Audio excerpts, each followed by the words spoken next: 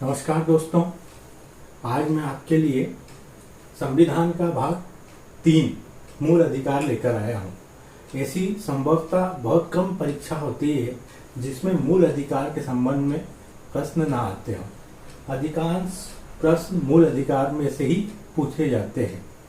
मूल अधिकार जो हमें फंडामेंटल राइट्स या मौलिक अधिकार के नाम से भी हम इन्हें जानते हैं, तो हम आज इसके बारे में कुछ महत्वपूर्ण जानकारी आपको देना चाहते हैं ताकि आपकी प्रतियोगी परीक्षा में आपको बहुत मदद मिल सके। मूल अधिकार, संविधान का भाग 3, अनुच्छेद 12 से 35। ध्यान दीजिएगा, भाग 3 अनुच्छेद 12 से 35 तक मूल अधिकार हमें दिए गए हैं। यानी भाग 3 में और अनुच्छेद 12, 13, 14, 15 ऐसे 35 अनुच्छेद 35 तक हमें मूल अधिकार दिए गए हैं। भारत का मैग्ना कार्टा कहा जाता है। भारत के मूल जो संविधान है उसमें जो मूल अधिकार है उसे भारत का मैग्ना कार्टा कहा जाता है। अब मैग्ना कार्टा का मतलब क्या होता है? ये असल में लैटिन शब्दावली है मैग्ना कार्टा। इसका सीधा सीधा अर्थ होता है अधिकार पत्र।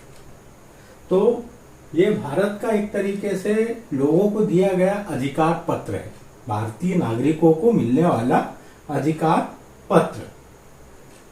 अमेरिका के संविधान से प्रेरित। जी हाँ, अमेरिका विश्व का पहला ऐसा देश था जिसने सीधे सीधे आम नागरिकों को, अपने देश के नागरिकों को मूल अधिकार दिए थे।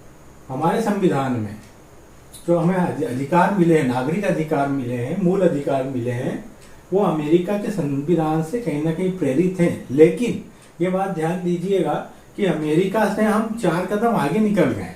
विश्व में शायद ही ऐसा कोई राष्ट्र हो जो भारत के दिए गए मूल अधिकार की बरोबरी भी कर ले। वो बरोबरी भी नहीं होती है, इतना जबरदस्त मूल अधिकार भारत ने दिया है। अमेरिका से हमने प्रेरणा जरूर ली, लेकिन हमने अमेरिका से भी ज्यादा भारतीयों को मूल अधिकार दिए हैं, नागरिक अधिकार दिए हैं। तो ये सबसे खास बात है कि भारत में जो संविधान लिया गया है, मतलब मूल अधिकार लिए गए हैं, वो अमेरिका के संविधान से प्रेरित हैं। किंतु अमेरिका के संविधान में मिलने वाले मूल अधिकारों से भी ज्यादा हमारे देश में, भारत देश में, हमारे संविधान में हमें मूल अधिकार मिले हैं। विश्व में कोई ऐसा देश नहीं है जिसमें इतने मूल अधिकार मिले हों। मूल अधिकार से तात्पर्य क्या है? भाई 2 चीजें आती हैं इसमें। एक तो व्यक्ति के व्यक्तित्व का विकास, किस तरीके से? भौतिक रूप से, बौद्धिक रूप से और आध्यात्मिक रूप से। और दूसरा जो महत्वपूर्ण है वो ये है कि राजनीतिक लोकतंत्र की उन्नति। राजनीतिक लोकतंत्र का क्या मतलब होता है? जिस देश में चुनाव से हम अपनी सरकार चुनते हैं, जब हम चुनते हैं तो लोकतंत्र शब्द आता है, यानी जनता का तंत्र है। अब जनता के तंत्र की उन्नति हो और राजनीतिक रूप से हो, यानी राजनेता जो है, जो मुख्यमंत्री बनते हैं, प्रधानमंत्री बनते हैं, उनका ज्यादा से ज्यादा जो भी मंत्रिमंडल है, संसद है, विधानमंडल है, उनका कार्य क्या हो कि लोकतंत्र में मूल अधिकारों की उन्नति करते रहना। तो ये कुछ फैक्ट थे जो मैंने आपको बताए। आगे मैं आपको मूल अधिकार के संबंध में कुछ और महत्वपूर्ण जानकारी देता हूं। अब मूल अधिकार जो है उसके बारे में कुछ हम और विशेषताएं जानेंगे। नागरिकों को मिलने वाले मूल अधिकार, व्यक्तियों को मिलने वाले मूल अधिकार। अब यहाँ पे एक जगह पर नागरिक शब्द का और एक जगह पर व्यक्ति शब्द का इस्तेमाल किया गया है। इसमें अधिकांश लोग कंफ्यूज हो जाते हैं। नागरिक शब्द का मतलब होता है भारत में रहने वाले व्यक्ति, और व्यक्ति का अर्थ होता है कि भारत के नागरिकों के साथ साथ पूरे विश्व के जितनी भी आबादी है वो अगर भारत में आती है तो उनको भी कुछ मूल अधिकार हम देते हैं। ठीक है, तो हम जानते हैं कौन कौन से ऐसे अधिकार हैं जो हम सिर्फ अपने लिए रखे हैं, यानी सिर्फ भारतीय नागरिकों के लिए, और कौन से वे मूल अधिकार है जो हमने गैर नागरिकों को, यानी विदेश के पूरे ब्रह्मांड के जितने लोग हैं उनको दिए गए हैं।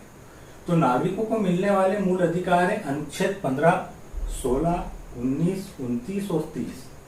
ये 5 अनुच्छेद जो है ये सिर्फ भारत के नागरिकों को मिले हैं, जबकि अनुच्छेद 14, 20, 21, 21 का 22, 23, 24, 25, 26, 27 और 28 ये हम सभी भारत के अलावा विदेश में रहने वाले व्यक्तियों को भी मिले हैं। लेकिन किन्हें नहीं मिलता? ऐसा नहीं है कि विदेश का हर नागरिक को ये अधिकार मिलते हैं। जो शत्रु देश के नागरिक हैं उन लोगों को ये अधिकार नहीं मिलते हैं, उन्हें इन अधिकारों से वंचित रखा जाता है। ठीक है। अब अनुच्छेद 15, 16, 19, 29 और 30 या जितने भी अनुच्छेद हैं ये क्या है, ये हम आगे इसकी डिटेल में जानेंगे। अधिकांश राज्य के खिलाफ कुछ मूल अधिकार ऐसे हैं जो व्यक्ति से व्यक्ति के खिलाफ मिले हैं, नागरिकों को नागरिक के खिलाफ मिले, लेकिन अधिकांश हिस्सा जो है मूल अधिकार का वो राज्य के खिलाफ है। राज्य के खिलाफ का मतलब ये होता है कि मूल अधिकार हमें मिले ही इसलिए क्योंकि जो पावर पे बैठा हुआ है वही हमारे अधिकार छीन सकता है। तो उन्हीं को रोकने के लिए अधिकांश राज्य के खिलाफ ही मूल अधिकार मिलते हैं। इसलिए इस बात पे आप अच्छे से ध्यान दीजिएगा कि अधिकांश जो हमारा संविधान है राज्य के खिलाफ हमें मूल अधिकार देता है। राज्य का मतलब होता है भारत सरकार, राज्यों की सरकार, उनके आने वाले संबंधित जितने भी सरकारी विभाग हैं वह सब राज्य के अंतर्गत आते हैं और उनके खिलाफ हमको ये अधिकार प्राप्त होते हैं। नकारात्मक प्रभाव और सकारात्मक प्रभाव। क्या होता है नकारात्मक प्रभाव?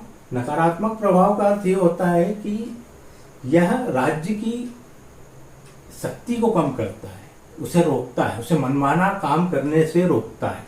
इसलिए क्या है, ये नकारात्मक प्रभाव देता है। सकारात्मक प्रभाव का अर्थ ये होता है कि इससे व्यक्ति की जो बौद्धिकता है, उसका जो व्यक्तित्व है वह निखरता है। इसलिए कुछ अधिकार उनको सकारात्मक प्रभाव वाले कहे जाते हैं। मूल अधिकारों की रक्षा न्यायालय द्वारा की जाती है। न्यायालय से तात्पर्य है उच्चतम न्यायालय और उच्च न्यायालय जो राज्यों में होते हैं। जैसे मध्य प्रदेश का जो उच्च न्यायालय है वो जबलपुर में है।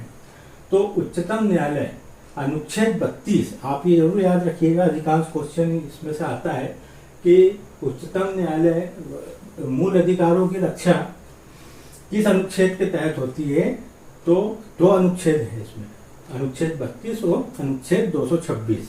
तो 32 के तहत उच्चतम न्यायालय में आप रिट दायर करके अपने मूल अधिकारों का अगर उल्लंघन होता है तो उससे आप पीड़ित हैं, अगर उससे आप व्यथित हैं तो आप उच्चतम न्यायालय में जाकर रिट दायर करके अपने अधिकार को प्राप्त कर सकते हैं।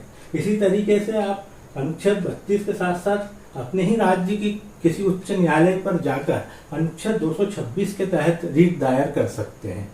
ठीक है, ताकि आपको आपके जो अधिकार है, मूल अधिकार है, वो आपसे छूट ना पाए, वो आपको मिलके रहे। तो यह है मूल अधिकार की रक्षा कौन करता है। मूल अधिकार की रक्षा न्यायालय द्वारा की जाती है, उच्चतम न्यायालय और उच्च न्यायालय द्वारा। अनुच्छेद जरूर ध्यान दीजिएगा, उच्चतम न्यायालय अनुच्छेद 32 के तहत और राज्यों के उच्च न्यायालय अनुच्छेद 226 के तहत हमारे मूल अधिकारों की रक्षा करते हैं। ठीक है, तो मित्रों आज मैंने आपके मूल अधिकार के संबंध में कुछ जानकारी दिया हूँ। ये आपके प्रतियोगी परीक्षा के लिए बहुत लाभकारी सिद्ध हो सकती है। कल मैं आपको अनुच्छेद 12 से लेकर अनुच्छेद 35 तक बताऊंगा कि उसमें आपको कौन कौन से अधिकार मिले हुए हैं। नमस्कार।